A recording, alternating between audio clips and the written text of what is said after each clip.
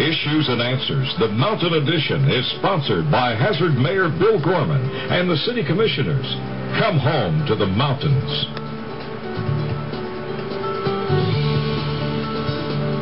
Good evening, and thanks for joining us, Gatewood. Good to see you again. Thank you very much, Neil. Proud to be here. Steve, good to see you as well. Thank you for having us. Gatewood, you can't officially file to run. It seems kind of weird that we're sitting here talking about the governor's race in 2011. You can't officially even file to run until November. You're getting an early start. Why such an early start? Well, because it's such a monumental undertaking, Neil. You know, we, bless our heart, and I seek to reverse decades of dysfunctional government here in the state, decades of the people's business lying derelict in the dust while the two parties fight each other over territory. And it's just a monumental undertaking. It's going to take 400,000 people of Kentucky to join us. And so it takes time to get out and talk to those people. We don't have the big special interest list to call for big money so we can buy the radio stations or the TV stations. So we have to get out and meet people one-on-one, talk to individuals just like the folks who are listening to us here, and get the message out to them. And that is that the reason I've run for so many offices over the years is that Kentucky has perennial problems.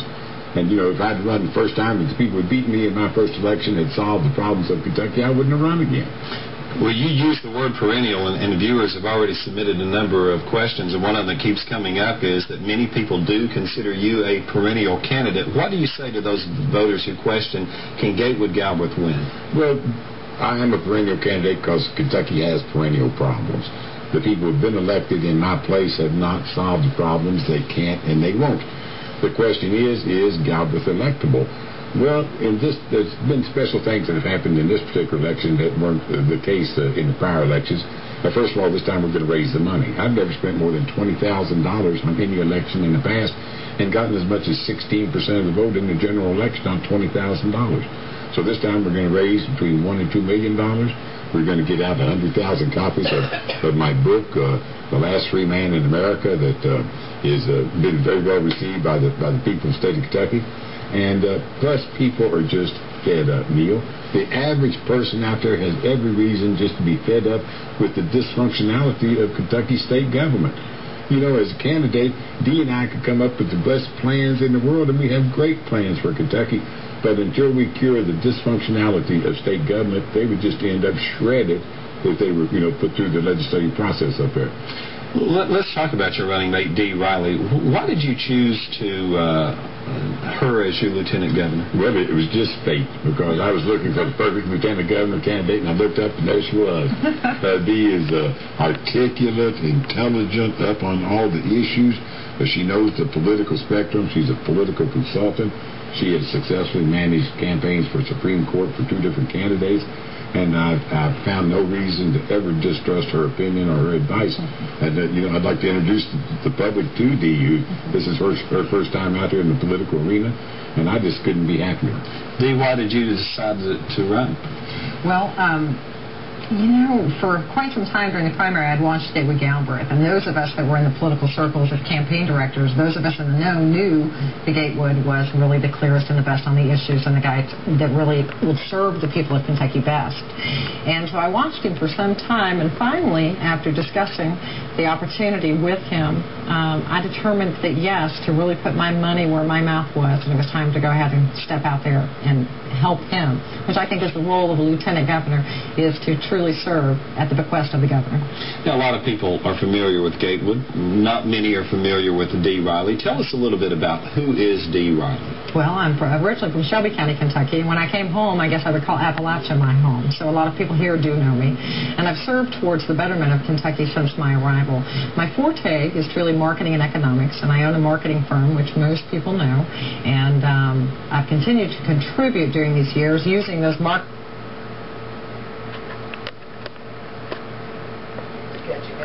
skills towards political endeavors, really towards improving Kentucky. And finally, I feel now that I'm prepared to go ahead and stand up and take charge, too. You know, one of the things that attracted me to it, Neil, was a role in establishing faith-based initiatives here in the state. You know, I was looking for somebody who has a heart. I mean, who has a heart. The whole political system up there sometimes just seems so heartless. And to find a person who was not beaten down and jaded by the political system, who still had the empathy for the people, I mean, that's her forte. I mentioned it in the open. Many people associate your campaigns with legalizing marijuana. Is this a fair assessment of Gatewood Galbraith? Well, the term legalized is not what I stand for. You know, tomatoes are legal. Alcohol and tobacco is licensed and regulated. An 8-year-old can stand on the corner and eat a tomato, but can't stand there and smoke and drink. And that's what I want to see marijuana cast as, is a licensed and taxed and regulated industry, taken out of the hands of the kids. You know, the taxpayer out there, the working men and women, are shouldering such a tax burden right now. It seems obscene to let a multi-billion-dollar market exist out there in plain view of everybody and have them escape the burden of taxation. I think we ought to give the working men and women a break and tax the marijuana market and take it out of the hands of the kids. We're putting our full law enforcement dollar against the truly hard and dangerous drugs in this society. We got a number of emails coming in, and emails and messages on Facebook and Twitter. Blake, I think in Lexington, this came via Facebook, wants to know how much money would be brought to Kentucky in tax revenue by legalizing marijuana. Using the DEA figures on the number of plants being grown in Kentucky this season, and given their figure of a pound per plant, if you put a $100 tax on each ounce, we would raise $1.7 billion in new taxes for the state of Kentucky this year. And Clint in Lexington wants to know, this came via email, what are you currently doing to advance medical marijuana acceptance in the Commonwealth of Kentucky, and what priority would you give it as our new governor? I would give it an absolute priority. We're talking about what 19 other states have already established, and that is that marijuana has medical value, and 19 other states have passed some form of legislation that allows those people who get a prescription from their doctor to access it. And I believe that if we could do that in the state of Kentucky today, we would save at least $500 million in health care costs in the state of Kentucky today. So what I'm doing is I'm capturing all the information. We've started a website called K4MM, K with the number 4MM, Kentucky is for medical marijuana.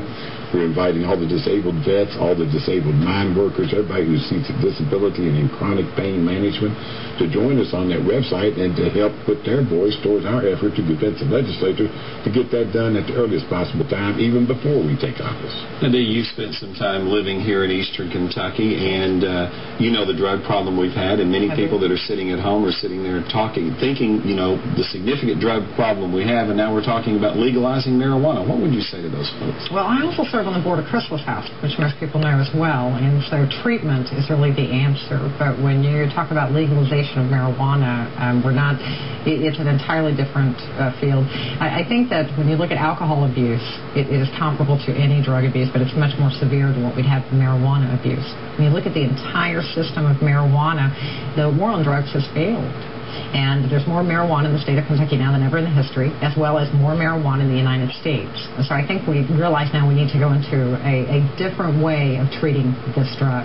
In addition to regulation, I think, is the answer, because I think then there is at least some way of monitoring this drug and also controlling the THC levels within it. So, you know, I think that it's the very best way to go. I don't believe that it's an introductory drug that would further require treatment. There seems to be no addictive qualities to marijuana, unlike alcohol and nicotine.